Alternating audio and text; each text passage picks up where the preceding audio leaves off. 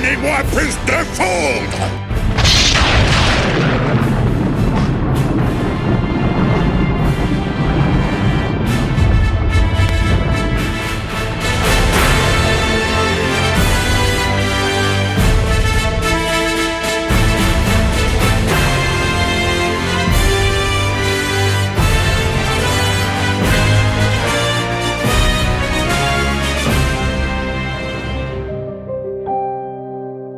Après Zeus, il est temps de parler de sa femme, mais aussi de sa sœur, Héra.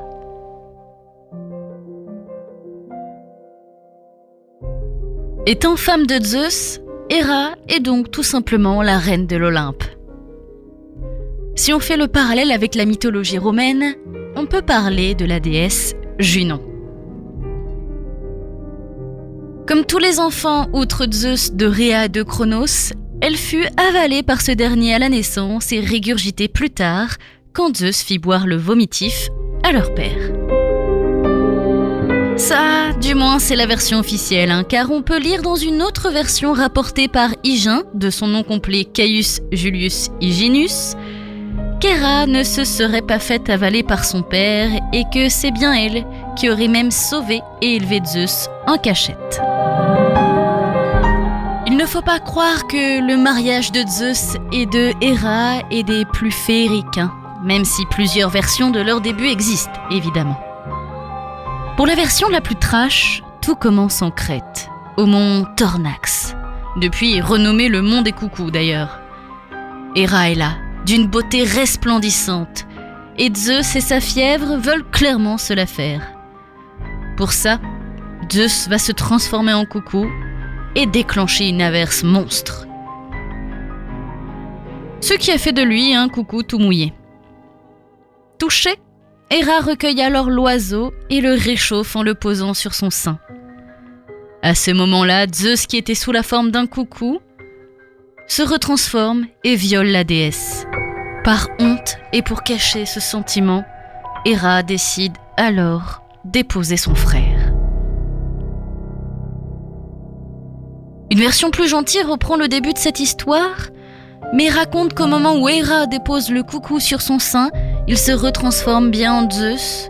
Zeus qui demande finalement sa sœur en mariage, et cette dernière aurait été tellement étonnée qu'elle accepta sur le coup. Ces deux versions plus ou moins gentilles de cette histoire expliquent d'ailleurs pourquoi un coucou trône sur le sceptre qui accompagne ces nombreuses représentations.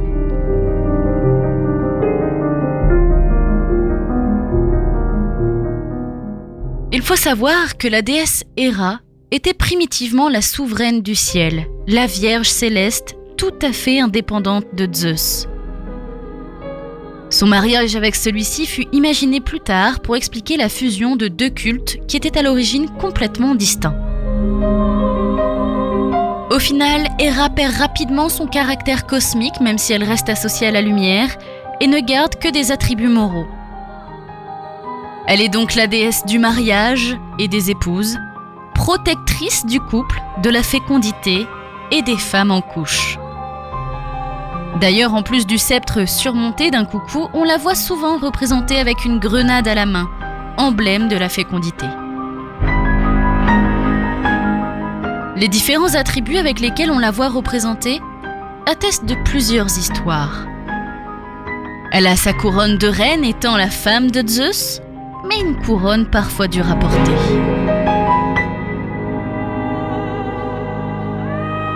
En effet, beaucoup de disputes divines ont pu éclater sur le mont Olympe. Zeus est plutôt frivole et Héra est connue pour sa grande jalousie. Elle est d'ailleurs connue pour faire vivre un véritable enfer aux nombreuses maîtresses de son cher mari, et frère aussi, ne l'oublions pas. Prenons par exemple la nymphe Io. Pour l'histoire rapide, Zeus couche avec elle, Héra en entend parler et Zeus transforme Io en génisse afin qu'Héra ne la trouve pas. Et aussi pour qu'il puisse continuer à lui rendre visite sous la forme du taureau, si vous voyez ce que je veux dire.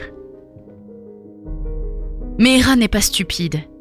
Elle demande alors à Zeus de lui offrir cette génisse d'une blancheur éclatante. Dès lors, elle décide de la faire garder et surveiller par Argus. Alors, qui c'est Argus ? Eh bien, Argus est un berger possédant pas moins de 100 yeux. Furieux de la décision de sa femme, Zeus envoie alors son messager Hermès tuer le berger.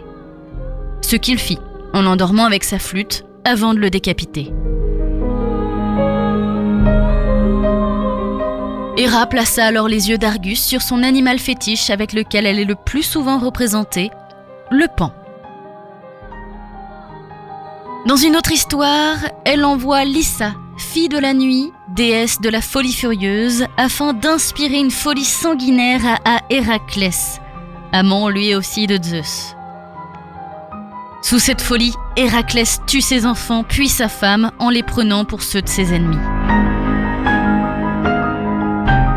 Étant la déesse du mariage, elle n'a aucun amant et reste entièrement fidèle, même si elle tient tête, parfois, à Zeus.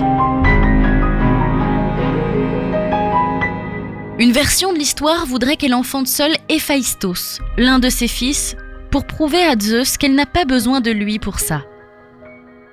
Une autre version raconte que c'est un mensonge pour cacher la honte de la déesse d'avoir enfanté avec son frère.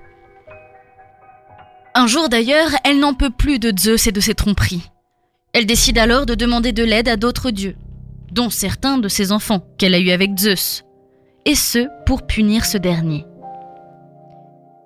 Ils projettent alors tous ensemble de ligoter Zeus dans son sommeil avec des lanières de cuir afin de l'empêcher d'aller séduire des mortels. Mais la Néréide Thétis, donc une nymphe marine, fait en sorte de prévenir Zeus et celui-ci fait subir le sort qui lui était prévu à sa femme, à Héra. Une autre fois, Héra essaye de ruser Zeus avec l'aide du dieu du sommeil Hypnos. Une ruse qui ne se termine pas de façon terrible non plus, puisque Zeus finit par suspendre Héra du haut du ciel avec une enclume à chaque cheville et des chaînes d'or solidement attachées aux mains. Il finit par la libérer lorsque celle-ci lui promet soumission. Un très beau couple donc, ce Zeus et cette Héra. En dehors de ces histoires entre dieux, Héra se mêle beaucoup des affaires des humains. Durant la guerre des Grecs contre les Troyens, elle montre son soutien aux Grecs. On pourrait se dire que c'est pas mal, mais c'est juste car elle avait été offensée par le jugement de Paris, qui préférait simplement Aphrodite. En bref, Héra est une déesse de valeur, celle de la fidélité et du mariage, mais une déesse aussi très jalouse, colérique et pleine d'orgueil.